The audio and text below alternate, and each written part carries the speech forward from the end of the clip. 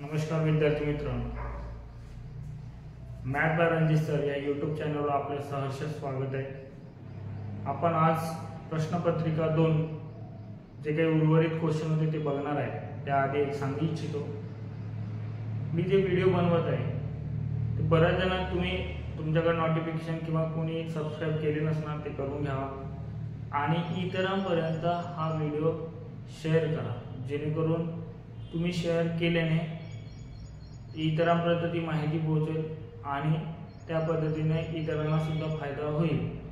हा व्हिडिओ बनवण्याचा एकमेव कारण तोच की जास्त जणांपर्यंत आपल्याला पोहोचता येईल, हाच एक उद्देश आहे आणि तो उद्देश कुठं ना कुठं सार्थक ठरण्यासाठी तुमची साथ मला हवी आणि ती साथ तुम्ही फक्त आणि फक्त व्हिडिओ शेअर करून आणि तुम्ही व्यवस्थितरित्या जे पुस्तक घेतले त्यांनी ॲनालिसिस द्वारे म्हणजे पेपर सोडवल्यानंतर ॲनालिसिस म्हणून ते पूर्णपणे बघणे, शेवटपर्यंत बघणे अत्यंत आवश्यक आहे।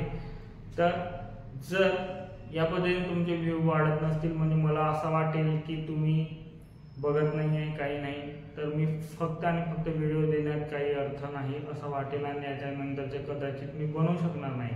म्हणून हा व्हिडिओ पाहण्याच्या आधी झालेले सर्व व्हिडिओज किंवा हे व्हिडिओ इतरांपर्यंत पहिल्यांदा पोहोचवा ही नम्र विनंती।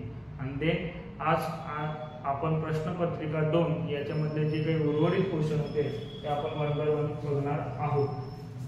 तर मागच्या वेळेस क्वेश्चन नंबर 51 पर्यंत झाला होता। प्रश्नपत्रिका 2 प्रश्नपत्रिका क्रमांक 2 आपण बघणार आहे। देन त्याच्यानंतर बघा आता यामधला क्वेश्चन नंबर आय थिंक तुमचं 60 आहे। कोणतं आहे? 60 मध्ये बघा रोमन संख्या चिन्हामध्ये एल ची किंमत काय? एल ची आता तुम्हाला माहिती असायला पाहिजे एल म्हणजे काय असते, 50 असते, ठीक आहे। या पद्धतीने तुम्हाला असं माहिती असायला पाहिजे होता, त्यामुळेच तुमचं त्या पद्धतीने उत्तर। आता तिथे 40 दिलाय, 40 ला काय लिहितो आपण XL आणि 60 ला काय लिहितो आपण LX।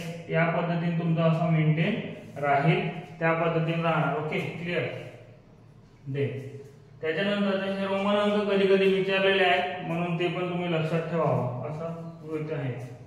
देन त्याच्यानंतर क्वेश्चन नंबर आहे तुमचा 66। आता इथे रॅन्डमली कधी कोणतं क्वेश्चन कधी येणार असं काही नाही। आता हे मॅथमॅटिक्स तर झाला आणि कधी रिझनिंग कधी मॅथ्स, आपण बऱ्यापैकी मॅथ्स कव्हर केलेला आहे आणि आता आपण या दृष्टीने करणार। आता क्वेश्चन नंबर 66। आता क्वेश्चन नंबर 66 बघा, क्वेश्चन नंबर 66 मध्ये काय म्हणतात बघा, एका सांकेतिक भाषेत व्हिडिओ साठी VWREL व्हिडिओ साठी जर आपण असा व्हिडिओ लिहिला व्हिडिओ त्याच्यासाठी काय म्हणताय तुमचा WWREL। तर मित्रो आता लक्षात घ्या व्यवस्थितरित्या, इथे वेगळं काही नसून आता हा जरा थोडा हटके क्वेश्चन होता पण ते लक्षात यायला पाहिजे। O च्या अपोजिट L येतो, O च्या अपोजिट L, तर याच्यानंतरचं जे काही आहे जसं E च्या विरुद्ध तुम्ही जर असं लिहिले ABCD असं 13 पर्यंत आणि पुन्हा खाली 13 पर्यंत त्यांच्या अपोजिट, म्हणजे या दोघांची तुम्ही जर बेरीज केली तर 27 येणार, ठीक आहे। तर V च्या अपोजिट पुन्हा काय येतो, E येतो, म्हणजेच बघा हे उलट होत आहे आणि D च्या अपोजिट तुमचा W येतो आणि I च्या अपोजिट तुमचा R येतो, म्हणजे तुमचं काय होत आहे इथे बघा शेवटचा जो काय आहे जैसे थे म्हणजे त्याच्या अपोजिट मध्ये तिथं काही चेंज होत नाही, परंतु शेवटून जो पहिला दुसऱ्या नंबरचा आहे तो इकडे पहिला आला, इकडचा जो पहिला आहे तो तिकडे शेवटून दुसऱ्या नंबरवर आलेला आहे, असं क्रॉस मध्ये चालत आहे। देन आता तुम्हाला विचारलेलं काय, हा रिदम लागायला पाहिजे होता, आता विचारलेलं काय तुम्हाला बोर्ड, कोणासाठी विचारताय बोर्ड तर बोर्ड साठी जर आपण विचार केला BOARD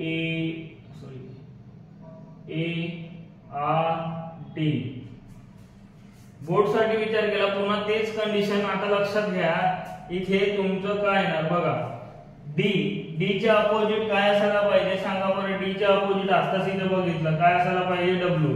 काय असायला पाहिजे, डब्ल्यू. आता मला सांगा या डब्ल्यू तुमचं इथे शेवटी कुठं आहे, एक तर तुमचा ऑप्शन क्रमांक 1 किंवा ऑप्शन क्रमांक 2 मध्ये आहे. मग येणार तर ऑप्शन क्रमांक 1 नाहीतर ऑप्शन क्रमांक 2, त्याच्या व्यतिरिक्त येणार नाही. तर त्याच्यानंतर कधी कधी यापैकी नाही सुद्धा तिथे लिहू नये, ते सुद्धा येण्याचे चान्सेस आहेत. म्हणून लक्षात घ्या व्यवस्थित. पुन्हा रिदम कोणते लागणार आपण लक्षात घेऊया. जसं इथे पुन्हा आर चा देऊन होता, आर च्या अपोजिट काय होता, आय. मग इथला अपोजिट हा पण कुठे येणार, इथला जो आहे तो इकडचा पहिला येणार, कोण येणार इथे मग, आय. त्याच्यानंतर काय देऊन आहे तुमचा ए ला काय, ए च्या अपोजिट काय असतो, झेड. काय असतो, झेड. मग त्या पद्धतीने झेड इथे येणार. ओ च्या अपोजिट आताच बघितलं आपण काय येणार तुमचा एल, आणि बी च्या अपोजिट काय येणार तिकडे वाय. अशा पद्धतीने येणार IZLYW. कोणता ऑप्शन आहे ते बघा, IZLYW ऑप्शन क्रमांक बी असं तुमचं उत्तर यायला पाहिजे. क्लिअर. या पद्धतीने जरा हटके होता क्वेश्चन, पण विचारणार या नंबर सिरीज मध्ये किंवा तुमचं अक्षरमाला किंवा अंकमाला मध्ये या पद्धतीचे क्वेश्चन विचारले जाऊ शकतात. देन त्याच्यानंतरचा क्वेश्चन आहे, क्वेश्चन नंबर आता डायरेक्टली आहे 79. क्वेश्चन नंबर कोणता, 79. क्वेश्चन नंबर 79 मध्ये बघा यार, इथे काय म्हणताय लक्षात घ्या. क्वेश्चन नंबर 79 हा हे तर्क व अनुमान वाले क्वेश्चन आहे. सर्व अपराधी लोक कैदी आहे म्हणतात. कोण, अपराधी. आता इथे बॅच मध्ये पूर्णपणे सांगतो, तुमचं रिव्हिजन लेक्चर आहे त्याच दृष्टीने आपण घेत आहे. सर्व अपराधी लोक काय म्हणताय, कैदी आहे.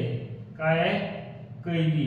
तर त्याच्यानंतर काय म्हणताय सांगा, सर्व बाला आपण या पद्धतीने मेंटेन करतो. त्याच्यानंतर सांगा काय म्हणताय, कोणताही कैदी सुशिक्षित नाही, म्हणजे कैदी आहे मग अपराधी सोबत मेंटेन राहील का, म्हणजे इथं राहणारच नाही, दोन्ही यांच्यापेक्षा वेगळं राहणार. कोण, सुशिक्षित.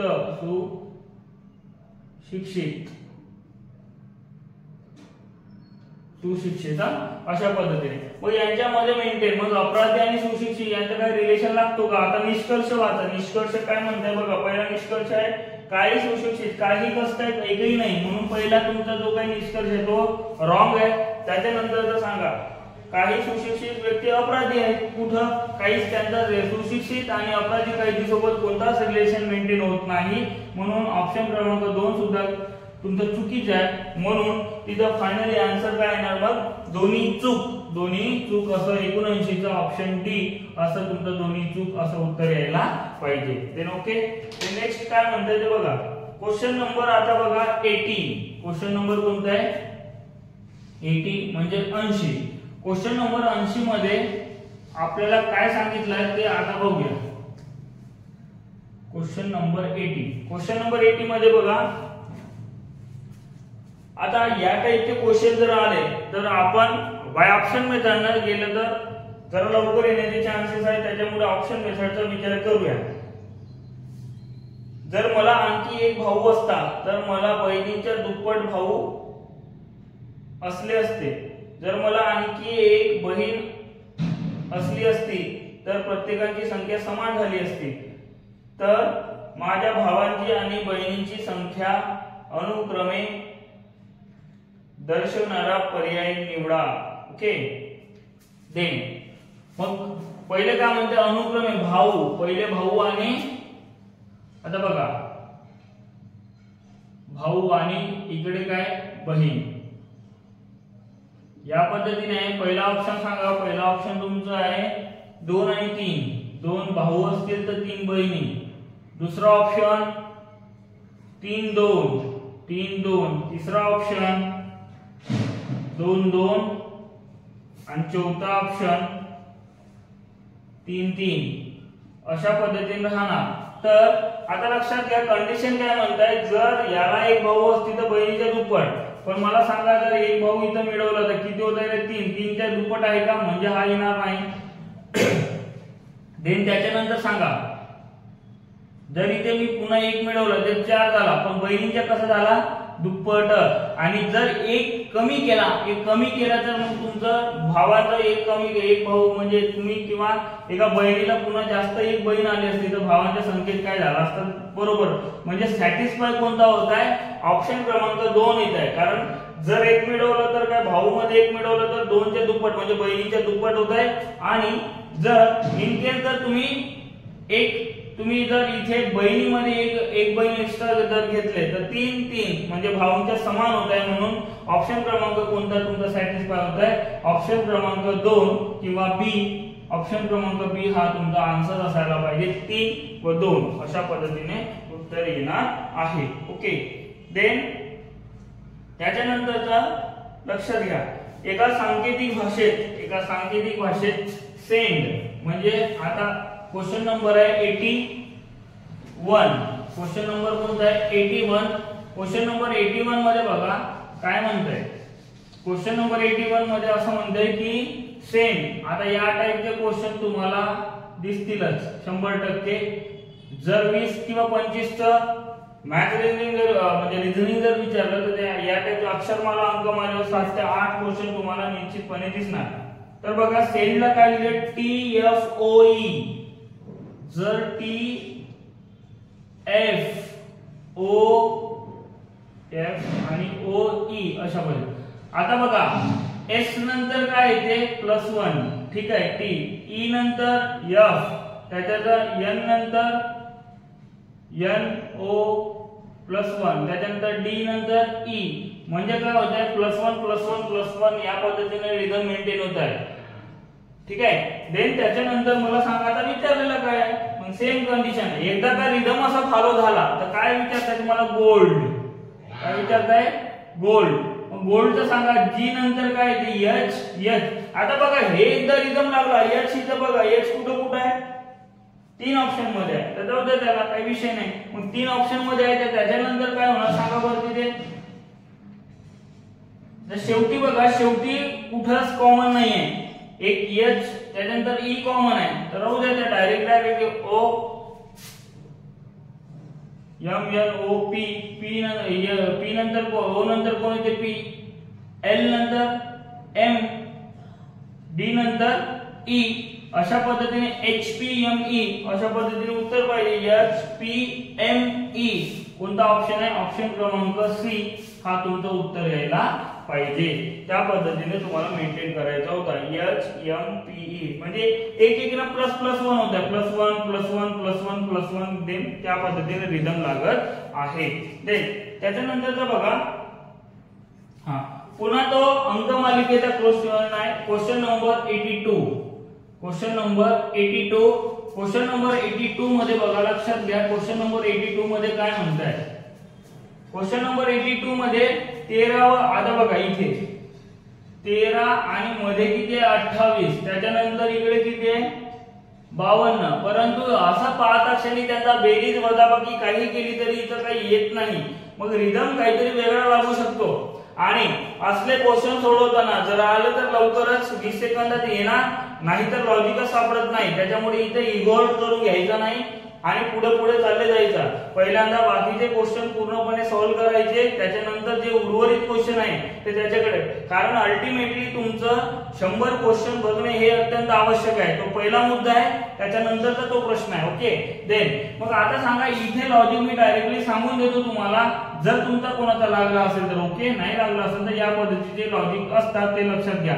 जर 13 मध्ये बघा लक्षात घ्या 1 अधिक मी 3 केला 1 अधिक 3 आणि इकडे 5 आणि 52 मध्ये कोण 5 अधिक 2 म्हणजे यांची टोटल 4 आणि यांची टोटल 7. जर यांचा दोघांचा गुणाकार केला तर किती होत आहे? 28. म्हणजे रिदम काय लागतंय? आधीच्या 2 संख्यांचा जो बेरीज आणि शेवटच्या 2 संख्यांचा बेरीज आणि त्यांचा येणाऱ्या बेरजेला जर त्याचा दोघांना जर गुणाकार केले तर तुमचं तो उत्तर येणार आहे. देन त्याच्यानंतरचा बघा तो कोणता क्वेश्चन विचारला. क्वेश्चन काय विचारला आता सांगा बरं?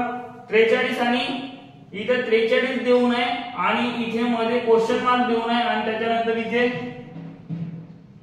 86 असा देऊ नये. तर मला सांगा यांच्या रिदम काय लागते, या दोघांची बेरीज, बेरीज किती होत आहे 7, आणि यांच्या दोघांचा काय होत आहे, यांच्या दोघांचा बेरीज किती होत आहे 8 आणि 7 14. मग या दोघांचा काय करू, गुणाकार. या गुणाकाराचं काय होणार मग 14 7 98. मग तुमचा ऑप्शन क्रमांक ए असा उत्तर यायला पाहिजे. ऑप्शन क्रमांक ए मध्ये 98 दिलेला आहे आणि तो तुमचा फायनल आन्सर असणार आहे. क्लिअर. देन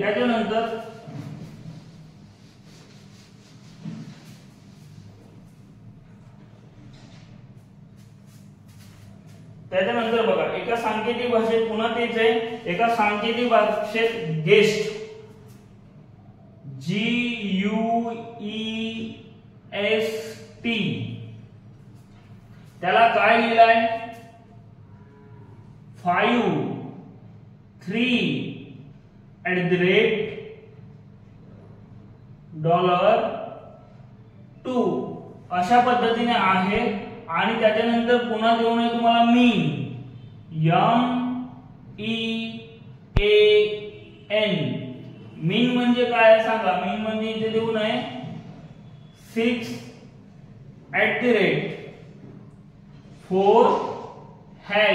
आता बघा इथे कोडिंग वाला हा क्वेश्चन आहे, तुलनात्मक संकेतन ज्याला म्हणतो किंवा कोडिंग जो म्हणतो तोच आहे.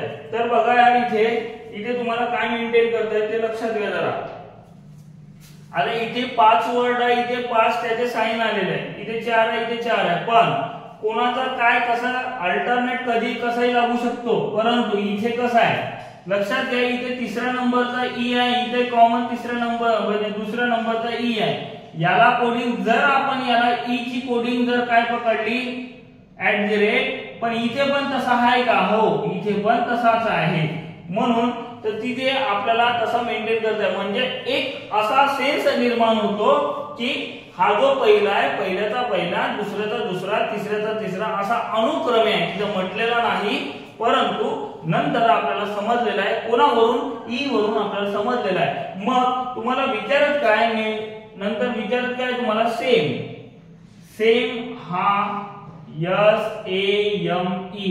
तर बघा याची कोडिंग काय ना, सेमचं कोडिंग काय ना सांगा बरं. एम ला इथं काय घेतला होता, एम ला घेतला होता 6, काय घेतला होता 6. मग ए ला काय घेतला होता, ए ला इथूनच आहे, आपल्या मताने काही घ्यायचं नाही. ए ला घेतला आपण 4 आणि एम ला सॉरी इथं एस ला आपण नाही, एस ला घेतला होता $, काय घेतला होता $, आणि ए ला 4, एम ला काय घेतला होता 6, आणि हॅश ला काय घेतला होता, हॅश ला म्हणजे ई ला काय घेतला होता, ई ला आपण घेतला होता @. अशा पद्धतीने यायला पाहिजे. ई चा @ मिळाला होता, ए चा @ प्रत्येक ऑप्शन मध्ये आहे, परंतु पहिल्यांदा $, असणारा 2 ऑप्शन आहे. तर मग बाकीचे तुम्हाला चेंज करता येतात किंवा व्यवस्थितरित्या अनालिसिस करता येतात. म्हणून ऑप्शन क्रमांक कोणता येते, $4 6 आणि @ ऑप्शन क्रमांक डी असं तुमचं उत्तर यायला पाहिजे. क्वेश्चन नंबर 82 चं होतं. आता क्वेश्चन नंबर 83 हा क्वेश्चन नंबर 83 चं होतं. ओके. आणि आता क्वेश्चन नंबर कोणता बघूया आपण, क्वेश्चन नंबर 84. Question number 84. तर बघा क्वेश्चन नंबर 84 मध्ये काय विषय आहे,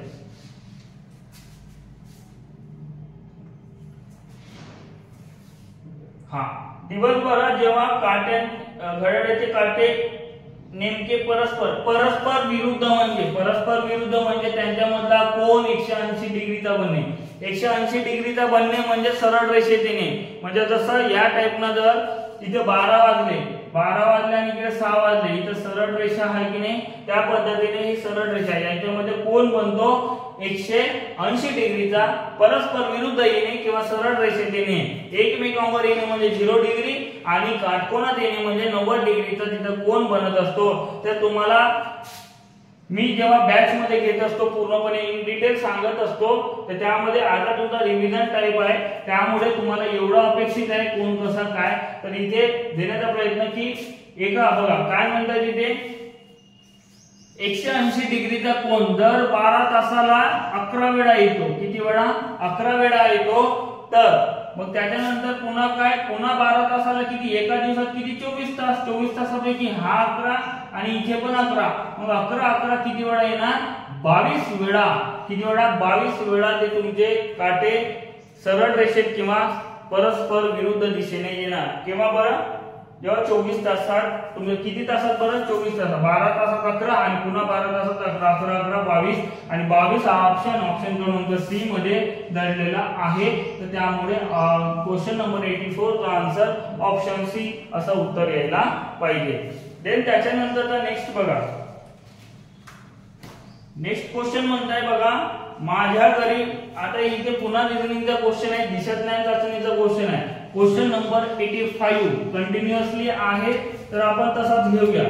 क्वेश्चन नंबर 85. क्वेश्चन नंबर 85 मध्ये बघा, माझ्या घरी मी पूर्वेकडे तोंड करून उभा आहे. आता बघा लक्षात घ्या, या सोडवण्याची पद्धत या पद्धतीने असा प्लस करून घ्यायचा इथे, म्हणजे एक छोटासा केलं तरी चालेल. कोणाकडे, पूर्वेकडे. आपण ही पूर्व दिशा कन्सिडर करतोय, उत्तर आणि पूर्व, आणि खालची कोणती दक्षिण बाजू असं आपण इंडिकेट करतो. तर त्यानंतर बघा, माझ्या घरी मी पूर्वेकडे तोंड करून उभा आहे. कोणाकडे, पूर्वेकडे. नंतर डावीकडे वळून, कुठं, डावी आणि उजवी दिशा वळणे म्हणजे तुमच्या डावीकडे म्हणजे 90 डिग्री मध्ये, डावीकडे 90 डिग्री मध्ये, उजवीकडे. याच पद्धतीने असायला पाहिजे, डावीकडे वळून. जर तुम्ही इकडे पाहताय पूर्वेकडे, तर तुमची डावी दिशा उत्तर असणार. डावीकडे वळला म्हणजे त्याचा तोंड कुठं झाला, आता उत्तरेकडे झाला. उत्तरेकडे वळून तो काय म्हणतोय सांगा, 10 मीटर गेलो. किती मीटर, आता इथं स्केल पट्टीने काही मोजायची नाही, तर 10 मीटर एक अंदाजा घ्यायचा. 10 मीटर गेलो. 10 मीटर गेल्यानंतर सुद्धा काय म्हणताय, नंतर उजवीकडे. तुम्ही असं चालले यार, इकडे चालले, तर तुमच्या उजवी दिशा कोणती, तुमची पूर्व दिशा उजवी दिशा असणार. मग उजवीकडे किती, म्हणजे 5 मीटर. जरा याच्यापेक्षा लहान काढा म्हणजे तुम्हाला असं असेल 5 मीटर. आणि त्याच्यानंतर पुन्हा काय म्हणताय सांगा, नंतर 5 मीटर दक्षिणेकडे आहे. दक्षिणेकडे येणे म्हणजे खाली किंवा पुन्हा उजवीकडे. दक्षिणेकडे किती म्हणताय, 5 मीटर. नंतर 5 मीटर दक्षिणेकडे, पुन्हा 5 मीटर दक्षिणेकडे आला, 5 मीटर. देन त्याच्यानंतर सांगा पुन्हा काय म्हणताय, तिथून 5 मीटर पश्चिमेला गेलो. पश्चिमेला गेलो म्हणजे सांगा, आता इथे या पॉइंटवर आहे, ही पूर्व, ही पश्चिम, हे उत्तर आणि दक्षिण. पश्चिमेला गेलो म्हणताय, तर हे 10 होते मीटर. आणि इथनं पुन्हा 5 मीटर आला. 5 मीटर म्हणजे बरोबर या लाईनवर येऊन ठेवला. कारण काय, हे 5 आहे तर इकडचा पण आपल्याला तो एक स्क्वेअर सारखा निर्माण होत आहे, म्हणजे त्याच लाईनवर आलेला आहे. तर तो आता काय म्हणताय, तर मी माझ्या घराच्या कोणत्या दिशेला आहे, फक्त दिशा विचारली आहे. ओके, माझ्या घराच्या कोणत्या दिशेला आहे. घराच्या, कोणाच्या, घर कुठं होता, हा घर आहे. हा काय आहे, घर. आता तो आहे तो व्यक्ती सध्या इथे, ठीक आहे, सध्या तो इथे आहे. तर तो तुमच्या कोणत्या दिशेला आहे, घराच्या कोणत्या दिशेला आहे, उत्तरेला आहे. कोणत्या दिशेला आहे, घराच्या कोणत्या दिशेला आहे. तुमचं क्वेश्चन नंबर 85 आहे, घराच्या कोणत्या दिशेला आहे, तुमच्या उत्तरेला. मग मला सांगा, त्याच्यापासून घर कोणत्या दिशेला आहे असा जर क्वेश्चन असता तर त्याच्या विरुद्ध दिशा दक्षिणेला असता. परंतु आता घराच्या तो कोणत्या दिशेला आहे, उत्तरेला. उत्तर दिशेला किंवा उत्तरेला. ऑप्शन क्रमांक डी असा फायनल आन्सर यायला पाहिजे. मग दिशाज्ञान चाचणी जर तुम्ही जर व्यवस्थितरित्या लक्षात घेतले की कोण कोणाकडे केव्हा कोणाला वळवायचं आहे, ते त्या पद्धतीने तसं मेंटेन करावं लागेल. मग आता बघा, नंतर क्वेश्चन नंबर 86.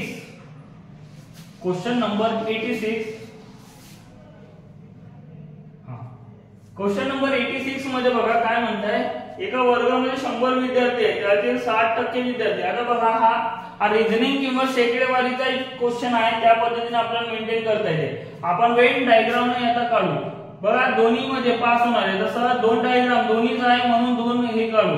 तर कोणाकोणामध्ये खेळतात, म्हणजे एक खेळाडू आहे, काय काय 100 विद्यार्थी आहेत, त्यातील 60% विद्यार्थी खेळतात, म्हणजे 60, 100% म्हणा किंवा 100 असं विद्यार्थी तिथे कन्सिडर करू शकता. क्रिकेट, काही जण क्रिकेट खेळतात, एक मिनिट, क्रिकेट खेळताय. तर त्याच्यानंतर बघा, हे क्रिकेट आणि त्याच्यानंतर कोण काय खेळताय, दुसरा कोणता खेळ खेळताय, फुटबॉल. बॉल, ठीक आहे। पण हा जो मधला पोर्शन असते ते दोन्ही खेळ खेळणारे, हा मधला काय असते, दोन्ही खेळ खेळणारे। आणि पहिल्यांदा फिलअप करताना जर वेन डायग्रामच्या याच्यानंतर केले तर पहिल्यांदा दोन्ही कोण खेळ खेळताय ते बघा, दोन्ही खेळ खेळणारे 10% आहे, किती टक्के, 10%।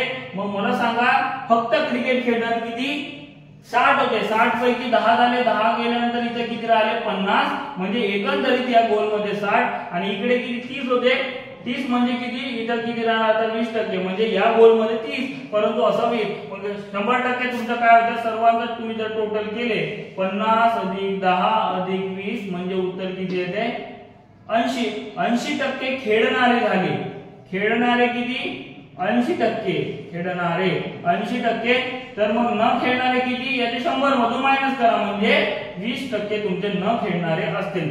100% खेळणारे होते म्हणजे सॉरी 100% एकूण विद्यार्थी होते, त्याच्यापैकी 80% काय झालं, खेळणारे झालं, आणि न खेळणारे किती टक्के असतील, मग 20% असायला पाहिजे। असं फायनल आन्सर। जर या पद्धतीने नाही जायचंय तर तुम्हाला दुसऱ्या मेथडने जाता येईल, म्हणजे खेळ कोण कोण खेळताय, म्हणजे एक 60% गणित, 60% क्रिकेट आणि 30% काय फुटबॉल। या पद्धतीने जर या दोघांचा प्लस करून मायनस जर तुम्ही दोन्ही खेळ खेळणार, कारण हे कॉमन आहे की नाही, मग हे जर मायनस केले तर किती 90 मायनस 10 म्हणजे उत्तर येतं 80, 80% खेळणारे झाले तर न खेळणारे किती, मग पुन्हा 20%, अशाही पद्धतीने उत्तर काढता येते। देन त्याच्यानंतर बघा क्वेश्चन नंबर 87, तर याचा क्वेश्चनचा आन्सर काय ना 20% म्हणजे ऑप्शन 20% किंवा 20 म्हणजे ऑप्शन क्रमांक बी असं तुमचा आन्सर यायला पाहिजे। देन नेक्स्ट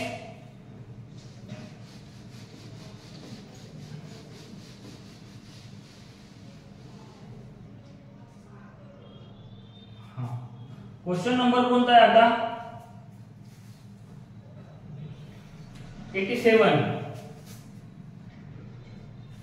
87 मध्ये बघा यार,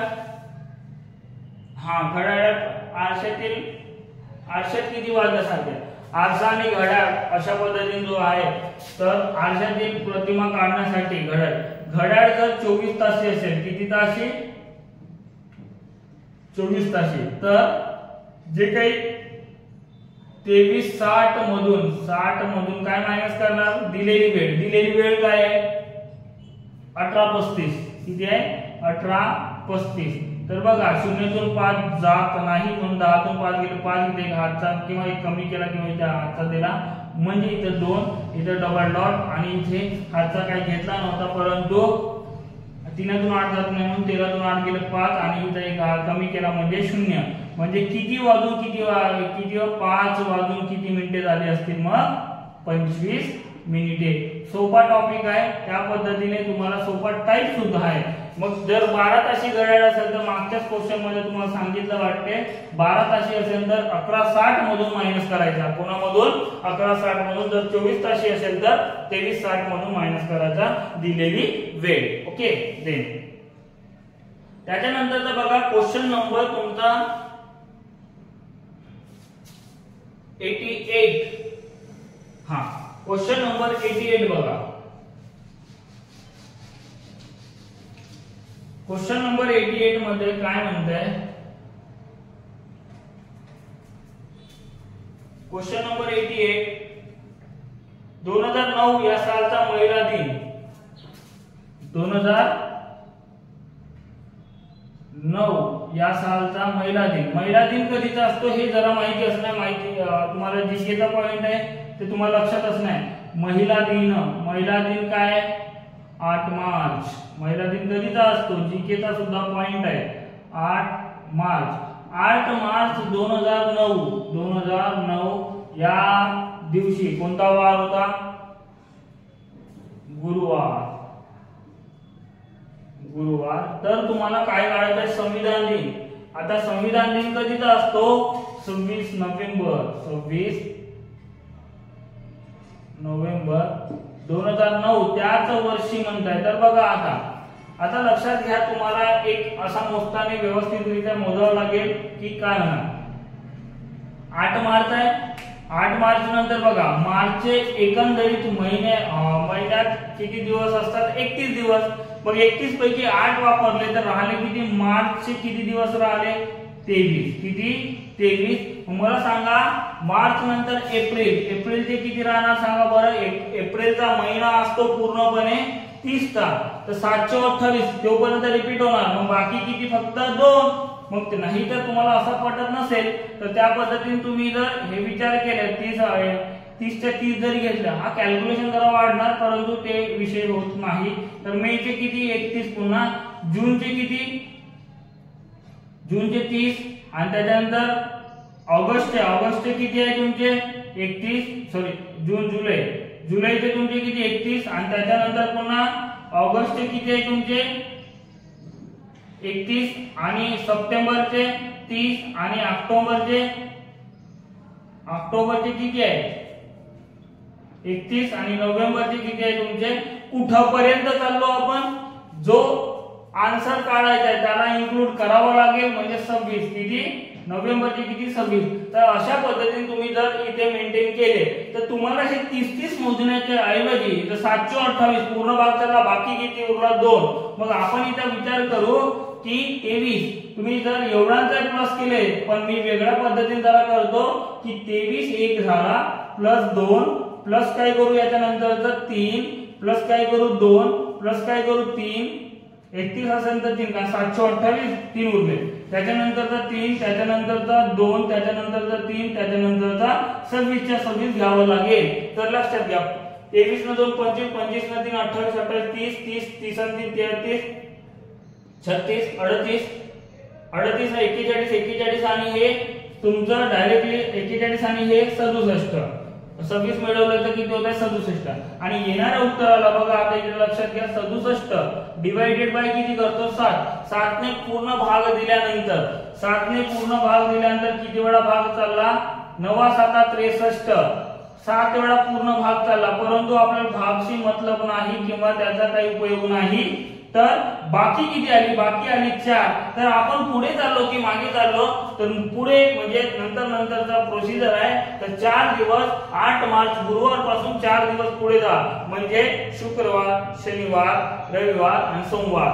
अशा पद्धतीने तुमचं उत्तर यायला पाहिजे. त्याचा कोणता कितवा क्वेश्चन होता तो? 88 चा तुमचं उत्तर आहे सोमवार. तुमचं असं उत्तर यायला पाहिजे. काय? ऑप्शन क्रमांक कोणता? मग डी. 88 चा ऑप्शन क्रमांक डी. बाकी 4 म्हणजे या गुरुवार मध्ये 4 जर मिळवले तुम्ही तर उत्तर येते सोमवार. असाच तुमचा फायनल आन्सर असायला पाहिजे.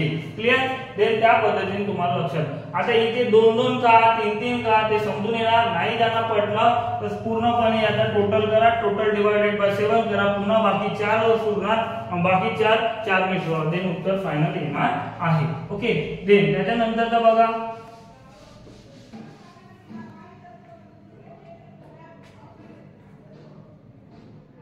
क्वेश्चन नंबर 90 मध्ये बघा P plus R minus Q. P plus R plus Q. आता बघा या टाइपचं जर क्वेश्चन आलं तर तुम्हाला नेहमी आता प्लस म्हणजे काय आहे हे आपल्याला डायरेक्टली कोडिंग. प्लस म्हणजे तुमचं बघा अर्थ A हा B चा मुलगा आहे. काय आहे? मुलगा. आणि त्याच्यानंतर सांगा मायनस म्हणजे काय आहे? मायनस म्हणजे तुमचं पत्नी. मायनस म्हणजे काय? पत्नी. तर बघा आता याचा कोडिंग आपल्याला काढावं लागेल. तर सांगा P मुलगा आहे कोणाचा? कारण A प्लस B म्हणजे काय होत आहे? A हा B चा मुलगा आहे. मग P प्लस R म्हणजे काय होत आहे? P मुलगा आहे कोणाचा? R चा. कोणाचा? मुलगा म्हणजे डाउनवर्ड डायरेक्शन ने करतो. P मुलगा आहे मेल. आणि कोणाचा बरं? R चा. मग त्या R पत्नी आहे कोणाची? Q ची. पती पत्नीचा रिलेशन आपण गुणाकारामध्ये कन्सिडर करतो. R काय?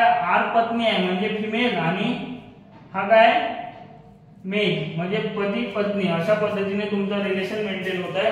देन त्याच्यानंतर सांगा आता तुम्हाला ऑप्शन बघा Q हा P चा मुलगा आहे. Q हा P चा मुलगा आहे का नाही? पी हा क्यूचा मुलगा असा पाहिजे का, गेला तो ऑप्शन. क्यू ही पत्नी आहे, नाही क्यू हा मेल आहे रे, तो येऊ शकणार नाही. त्याच्यानंतर क्यू हे पी चे वडील आहे, क्यू हे पी चे वडील आहे, 100% बरोबर आहे. म्हणून ऑप्शन क्रमांक सी तुमचं उत्तर असायला पाहिजे.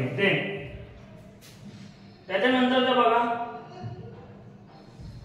Question number 92.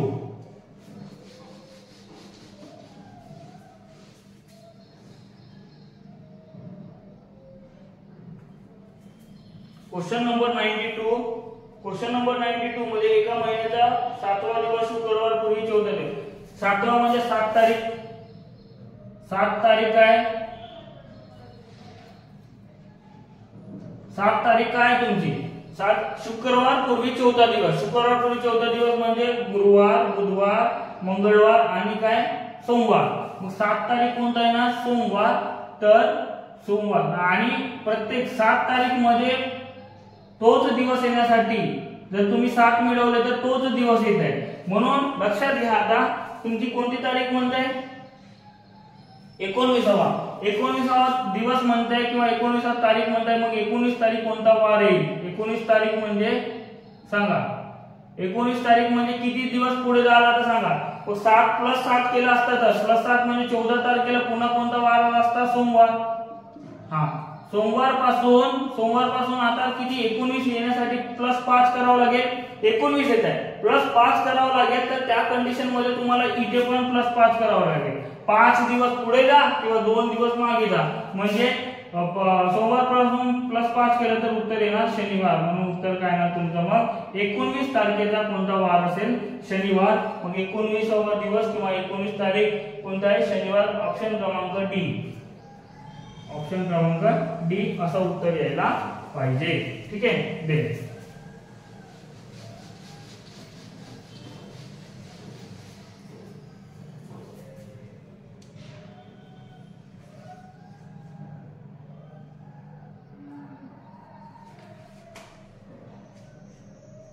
न्यूयॉर्क पेक्षा लंडन.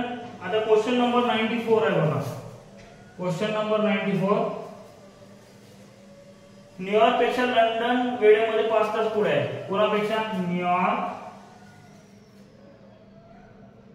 पेक्षा कोण, लंडन. त्याच्यापेक्षा कोण आहे, दिल्ली. अशा पद्धतीने आहे. तर बघा यांच्यामध्ये 5 तासाचा समोर आहे आणि यांच्यामध्ये हा 5.5 तासांनी समोर आहे.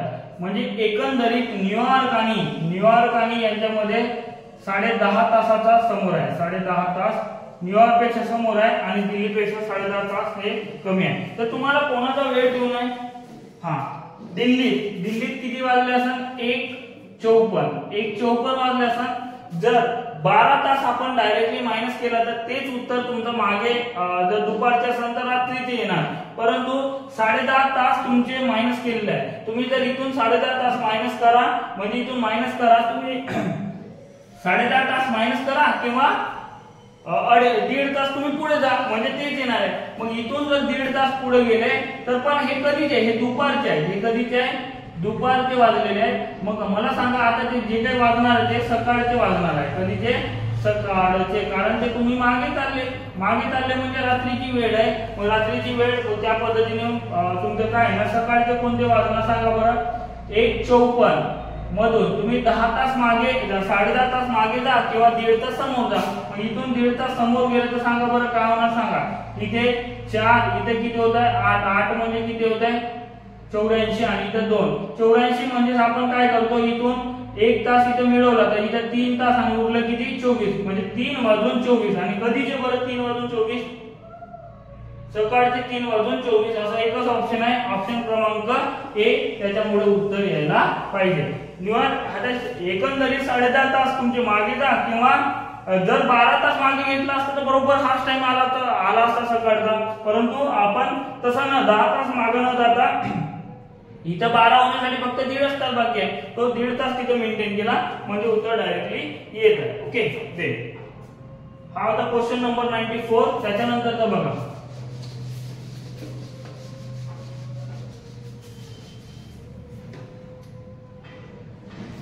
Question number 95. क्वेश्चन नंबर 95, ए डाव्या बाजूने 11व्या स्थानी, ए डाव्या बाजूने 11व्या स्थानी, ठीक आहे. बी उजव्या बाजूने 10व्या स्थानी, बी उजव्या बाजूने 10व्या स्थानी. तर त्याच्यानंतर काय म्हणजे त्याने जागांची अदलाबदल केली तर डाव्या बाजूने ए डाव्या बाजूने 18व्या स्थानी. बघा ए डाव्या बाजूने कितव्या स्थानी, 18व्या स्थानी. कोण आता अदलाबदल केला म्हणजे बी याच्या ठिकाणी गेला, ए त्याच्या ठिकाणी. मग ए इथं आला, आता ए कितव्या स्थानी, डाव्या बाजूने 18. मग कोणत्याही व्यक्तीचा डावीकडून आणि उजवीकडून क्रमांक दिल्याशिवाय एकूण आपल्याला उत्तर काढता येत नाही. परंतु इथे मिळालेला ए चा, आता ए इथे याच्या ठिकाणी गेला, याच्या ठिकाणी हा उजवीकडून कितवा होता, 10वा, आणि हा डावीकडून कितवा, 18वा. मग एकूण रांगेतील मुले किती असणार सांगा. म्हणजे ए चा डावीकडचा क्रमांक किती, 18, आणि उजवीकडचा क्रमांक बी च्या ठिकाणी गेला म्हणून 10 मायनस काय करतो, दोन्हीकडे हे 28 मायनस 1 म्हणजेच काय होतंय तुमचं उत्तर 27. एकूण रांगेतील मुले झाले. 27 काय झाले, एकूण रांगेतील मुले. तर ए व बी खेरीज म्हणजे ए व बी ला सोडून म्हणजे 2 इथून सोडून द्या, 2 इथून मायनस करा म्हणजे उत्तर त्या रांगेत त्या दोघांना सोडता किती जण असतील, मग 25 जण असायला पाहिजे. इथं बघा अल्टीपल्टी जे काय आहे ज्यांच्या ठिकाणी चालला तो त्याचा क्रमांक, तो ऑलरेडी इथं 10वा उजवीकडून होता, हा ऑलरेडी इथून बदलल्यानंतर 18वा झाला. म्हणजे दोन्ही स्थान मिळाले ए चे, पण त्याच्यावरून आपल्याला उत्तर काढता येते. ओके, देन उत्तर कोणतं आहे मग, ऑप्शन क्रमांक सी. ऑप्शन क्रमांक सी तुमचं उत्तर यायला पाहिजे 95 ला. ठीक आहे. आता त्याच्यानंतर बघा 96, क्वेश्चन नंबर 96. आता क्वेश्चन नंबर 96 मध्ये काही वेगळं नाही, तर सोपं आहे. बघा आता इथे पहिल्यांदा असा वर्तुळ आहे, पण वर्तुळ नंतर असा होऊन त्याच्यामध्ये एक वेगळा असा आला. मग त्याच्यानंतर ट्रायंगल बाहेर निघाला, त्याच्यानंतर हा ट्रायंगल वरती येऊन त्याच्यानंतर यांच्या व्यतिरिक्त कोणता तरी साइन आला, इथं चौरस आला. ठीक आहे, असं चौरस. मग याच्या नंतरचा स्टेप काय येणार, हे चौरस तुमचा बाहेर निघणार. मग चौरस बाहेर निघाल्यानंतर नंतरची स्टेप काय होणार, हा चौरस मोठा होणार आणि इथं जे नाही आला ते त्याच्यापैकी पाहिजे. तर चौरस तिथे असणारा फक्त 3 ऑप्शन आहे. 3 मध्ये ऑलरेडी चौकोन आलेला होता म्हणून तो येत नाही, मग आणि पुन्हा त्रिकोण आलेला होता तेही येत नाही, म्हणून चौथा ऑप्शन मध्ये असं काहीतरी आहे, काहीतरी वेगळं आहे. बघा वेगळा म्हणजे कोणता, असा या पद्धतीचा एक वेगळा आहे. आणि इथे मध्ये येताना हा नवीन इंट्रोड्यूस करताय किंवा नवीन कोणता तरी आकृती इथे मध्ये टाकत आहे, त्याच्यामुळे तुमचा हाच उत्तर म्हणजे ऑप्शन क्रमांक असा दिसणारा कोणता आहे, ऑप्शन क्रमांक 4 डी ऑप्शन तुमचा करेक्ट आहे. सोपा होता, फक्त हा वर्तुळ वरती जाऊन मग नंतर ट्रायंगल वरती जाऊन, परंतु आतमध्ये जो आहे तो वेगवेगळा होत गेलेला आहे. ओके, देन त्याच्यानंतर बघा क्वेश्चन नंबर 97. क्वेश्चन नंबर 97 चा बघा, क्वेश्चन नंबर 97 मध्ये बघा इथे असा ट्रायंगल आहे. तुम्हाला एक डायरेक्टली सांगून देतो, ट्रायंगल 3, 4 आणि 5 अशा पद्धतीने हा आता पायथागोरस थेरम लावतो आपण, त्या पद्धतीने झाला. जसं या दोघांची बेरीज, या दोघांच्या वर्गाची बेरीज, यांची वर्गाची वर्ग किती होत आहे 9 आणि यांचा वर्ग किती आहे 16. 16 अधिक 9 किती होत आहे 25. 25 कोणाचा वर्ग आहे 5 चा वर्ग. अशा पद्धतीने रिदम मेंटेन होत आहे. तर शेवटी बघा तेच रिदम इथं फॉलो करा. काय विचारलंय सांगा, इथं 12, 16 आणि तिथं क्वेश्चन मार्क तुम्हाला दिलेला आहे. क्वेश्चन मार्क दिलेला आहे, सांगा 12 चा वर्ग 144 आणि 16 चा वर्ग किती होत आहे 196. 12 चा वर्ग 144 आणि 256. तर त्या पद्धतीने बघा आता इथं 0 आणि इथे घातचा दिला 0, इथे एक घातचा दिला म्हणजे उत्तर किती येतं तुमचं 400. 400 कोणाचा वर्ग आहे रे 20 चा, म्हणून इथं क्वेश्चन मार्कच्या ठिकाणी काय ना 20. अशा पद्धतीने ऑप्शन क्रमांक सी 97 चा ऑप्शन क्रमांक काय ना सी, अशा पद्धतीने उत्तर यायला पाहिजे. आता बघा क्वेश्चन नंबर 98. क्वेश्चन नंबर 98 मध्ये सुद्धा काही विशेष नाही. तर बघा वेन डायग्राम आपण किंवा वेन आकृती जो म्हणतो त्याच्यामध्ये रिलेशन असं आहे का कोणी कोणामध्ये काहीचा संबंध राहतो, एकमेकांमध्ये मिसळ असते, एकही तुमचा समान नसेल त्याच्यामध्ये घटक तर ते वेगवेगळं काढायचं असते आणि सर्ववाला काही असेल तर ते एकमेकांमध्ये असं राऊंड ते होत असतात. तर इथे बघा घोडे, कुत्रे आणि हत्ती, घोडे, कुत्रे आणि हत्ती, तर तिन्ही घटक हे वेगवेगळे आहेत, प्राणी आहेत परंतु तिन्ही काही साम्य आहे का त्यांच्यामध्ये नाही आहे, म्हणून तुमचा असं तिन्ही वेगवेगळे गोल असणारे एक काहीतरी कुत्रा असेल, कुत्रे, एक घोडे आणि हे काय असणार हत्ती, अशा पद्धतीने तिथे मेंटेन व्हायला पाहिजे. म्हणून हा उत्तर असा ऑप्शन कुठे आहे, ऑप्शन क्रमांक सी मध्ये. हा किती होता 98 चा क्वेश्चन होता, ऑप्शन सी असा उत्तर यायला पाहिजे. Then question number 99, question number 99, question number 99 मध्ये बघा, क्वेश्चन नंबर 99 मध्ये या पद्धतीने असं मेंटेन केलेलं आहे. आता इथे 39 आणि इथे 10, इथे 47 आणि इथे 18 आणि त्याच्यानंतर इथे 33 आणि इथे काय 62 आणि इथे काय 58, इथे क्वेश्चन मार्क असं दिलेलं आहे.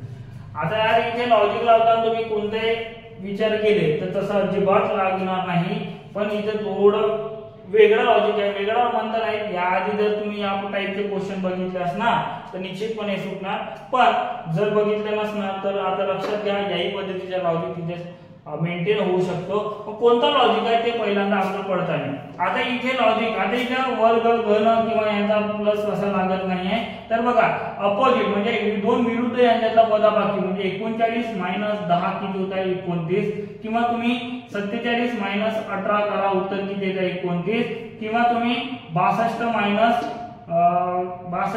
33 करा उत्तर काय येते 29. म्हणजे त्यांच्यातला दोन अपोजिट किंवा विरुद्ध यांच्यामधला फरक कितीचा येत आहे 29 चा येत आहे. सेम कंडिशन आता मला सांगा 58 मधून काय कमी करावं म्हणजे उत्तर 29 येईल. म्हणजे याचा x चा उत्तर काढायचा आहे म्हणून 58 मायनस काय करू 29, 58 मायनस 29 केला तर उत्तर येते पुन्हा 29, म्हणून x ची किंमत काय येते 29 आणि 29 ऑप्शन क्रमांक कोणता आहे सी ऑप्शन तुमचा असं मेंटेन व्हायला पाहिजे.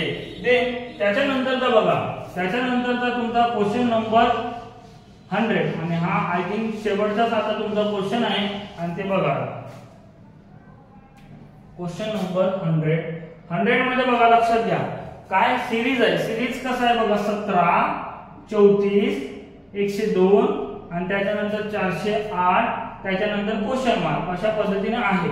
पण लक्षात घ्या यार इथे 17 याच्यामध्ये जर गुणिला 2 केला, इथे गुणिला 3 केला आणि 34 गुणिला 3 102 आणि इथे गुणिला 4 केला तर रिदम कसं होतं बघा 2 गुणिला 2 गुणिला 3 गुणिला 4 नंतरचा गुणिला 5 म्हणजे बघा आता इथे उत्तर काय येणार 8 पंचे 40, 8 पंचे 40 चे 0, 8 पंचे 40 चे 0, हातचा राहिले 4, 5 गुणिला 0 0 0 अधिक 4 किती होत आहे 4 आणि 25 म्हणजे उत्तर किती आले पाहिजे 20 40 म्हणजे 2040 असा ऑप्शन क्रमांक डी तुमचं उत्तर यायला पाहिजे. ऑप्शन क्रमांक डी. ओके, अशा पद्धतीने आपण 100च्या 100 क्वेश्चन म्हणजे मॅथ 100 पैकी मॅथ रिजनिंगचे जेवढे काही क्वेश्चन होते 45 जे काही होते ते सर्व क्वेश्चन पूर्णपणे विश्लेषण घेतलेलं आहे. आणि तो एक क्वेश्चन हवा पाणीवाला ते डायरेक्टली कसं करा पुन्हा एक पेपर मध्ये येणारच आहे, त्याचं मी विश्लेषण व्यवस्थितरित्या सांगतो. इथे जरा मिस्टेक असणार तिथे एकदा क्रॉस चेक करतो, ठीक आहे. पण हा व्हिडिओ इतरांपर्यंत शेअर करा, कारण तुम्ही जर जास्तीत जास्त शेअर केले नाही आणि व्ह्यूज वाढले नाही किंवा तुम्ही पाहण्याचा जो काही सर्वजण पाहत नसाल तर हे व्हिडिओ लेक्चर बनवायला काही उपयोग नाही.